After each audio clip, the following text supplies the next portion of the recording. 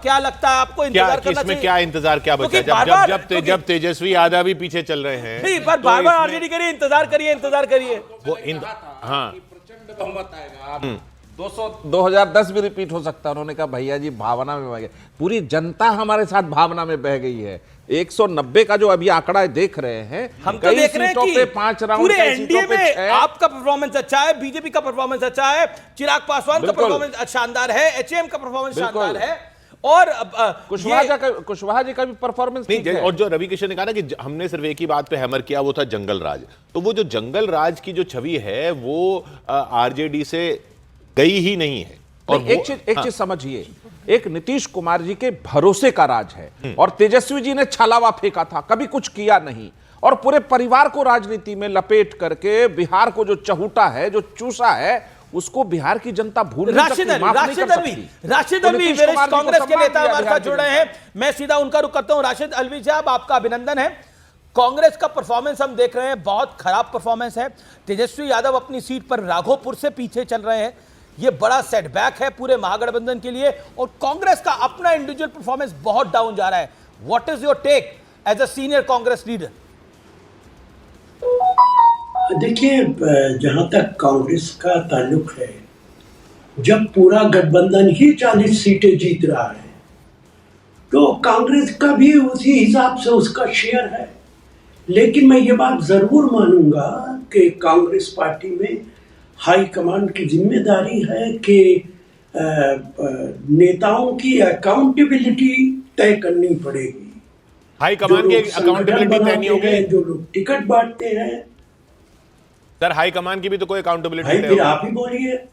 नहीं, मैं आप कह रहे हाई कमान, आप ही बोलते रहिए। मुझे क्यों बुलाया आपने? नहीं, अरे राशिद साहब मैं आपसे, मुझे क्यों बुलाया आपने? अरे राशिद साहब, आप मेरी बात, आप मुझे बोलने तो दीजिए ना, उसके बाद सवाल कीजिए आप। चलिए बोलिए। अगर बीच में बोलेंगे मैं उठ जाऊंगा।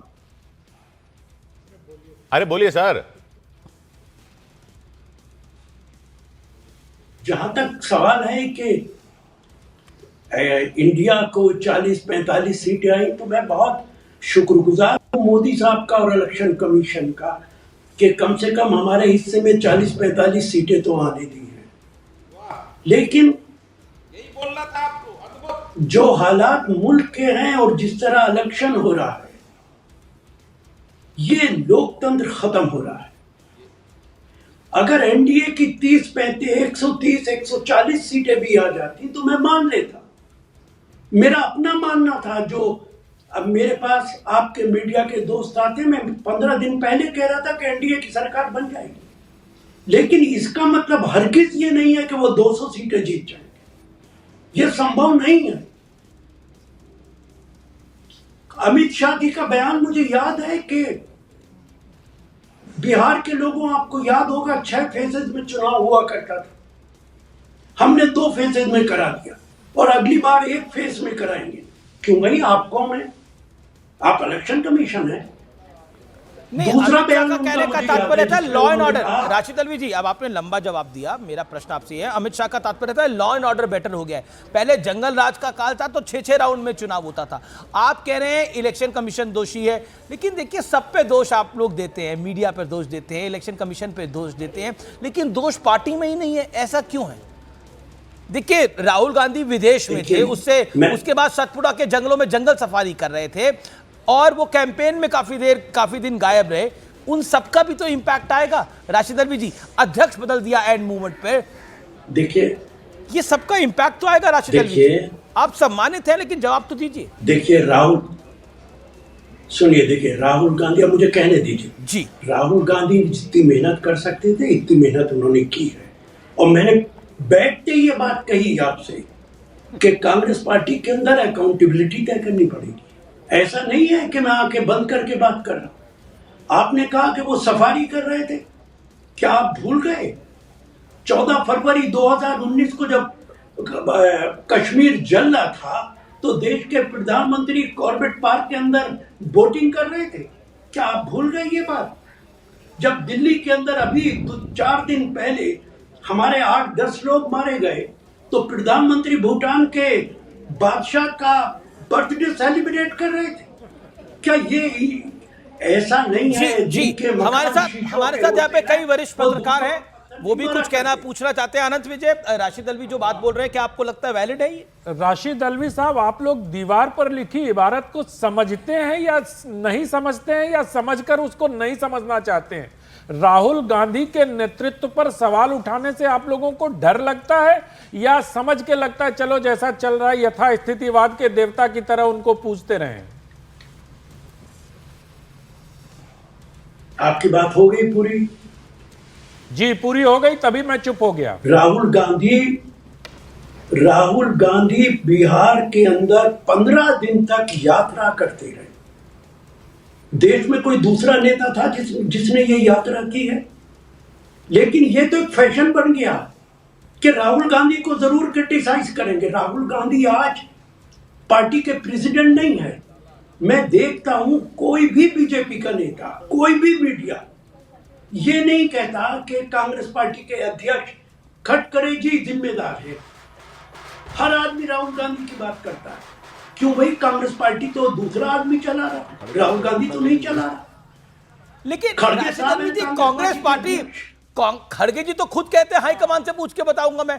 तो खड़गे जी को भी पता है कि राहुल गांधी घोषित कांग्रेस के सबसे बड़े नेता है। आप भी मानते हैं इस बात को? खड़गे जी से तो बड़े ही है राहुल गांधी। आपकी बात मानता हूं, आपकी बात मानता हूं। ये सवाल खड़गे जी से पूछना चाहिए कि अगर आप पार्टी के प्रेसिडेंट हैं तो फिर हाईकमान कौन है? हम तो उन्हीं को हाईकमान मानते हैं। राहुल गांधी तो एक एमपी है, लीडर ऑफ अपोजिशन है। लेकिन मैं सबको देखता हूं, सारी पार्टी, भारतीय जनता पार्टी, सारा मीडिया, सारी जिम्मेदारी राहुल गांधी के कंधे पे डालता है। तो आप क्या चाहते हैं उनका ना? लेकिन बिहार के अंदर जो राहुल गांधी ने, हम तो छोटे पार्टनर थे ना बिहार के अंदर। हाँ छोटे तो थे आप, वो हमें मुख्यमंत्री तो नहीं अब तो बनना। काफी छोटे हो गए। हमें किशोर मुख्यमंत्री कुछ तो सवाल नहीं पूछना बनना। चाहते हैं। किशोर, अच्छा राशिद साहब राशिद साहब जी राशिद साहब, जी, आप जी। एक मैं आ रहा हूँ शायद आपके पास। राशिद साहब, एक अच्छी खबर भी देने आपको। 2 उपचुनाव जो हैं वहां पे आप आगे चल रहे हैं। अंतर राजस्थान में भी आप आगे चल रहे हैं और तेलंगाना में भी आगे चल रहे हैं। तो वो बधाई किसकी है? वो भी खड़गे साहब की है या राहुल गांधी की है? देखिए, ये सवाल कोई आपका, मैं क्या कहूँ, ये भी अदब के साथ कह रहा हूँ, आपकी इज्जत करता हूँ, ये भी तंज भरा सवाल है आपका। लेकिन मैं आपसे सिर्फ इतना कहूंगा कि पूरी कांग्रेस पार्टी को मुबारकबाद दीजिए, वर्कर्स को मुबारकबाद दीजिए।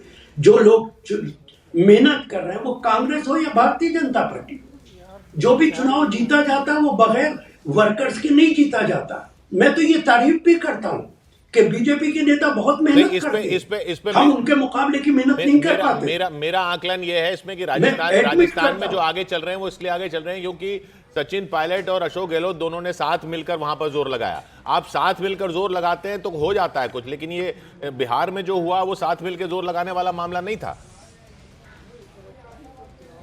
देखिए, बिहार के अंदर हमारा मुकाबला अकेले बीजेपी से नहीं था।